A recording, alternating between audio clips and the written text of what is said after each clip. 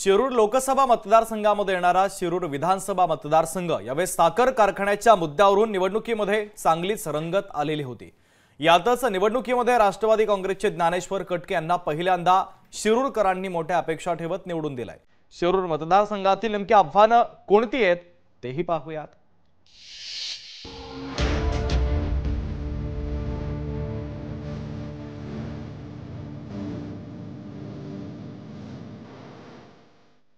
शिरूर लोकसभा मतदारसंघात येणारा शिरूर विधानसभा मतदारसंघ शहरी तसंच ग्रामीण भागात विभागला गेलाय। वाघोली सारखा शहरी भाग या मतदारसंघाला जोडला गेलाय, तर रांजणगाव MIDCचा काही भागही या मतदारसंघात येतो। शेतकरी वर्गही मोठ्या प्रमाणात इथं आहे। विशेषतः या परिसरातील शेतकरी ऊसाचं उत्पादन मोठ्या प्रमाणात घेतात। याच मतदारसंघात साखर कारखान्याचा प्रश्न या निवडणुकीत चांगलाच गाजला।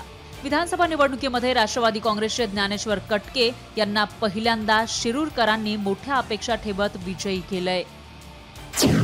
पुणे नगर महामार्गावर होणारी वाघोली आणि शिक्रापूर परिसरातील वाहतूक कोंडी, घोडगंगा सहकारी साखर कारखाना सुरू करणं, स्थानिकांना रोजगाराच्या संधी देणं, वाघोली शहरातील पाणी समस्या या शिरूर मतदारसंघातील प्रमुख समस्या आहेत।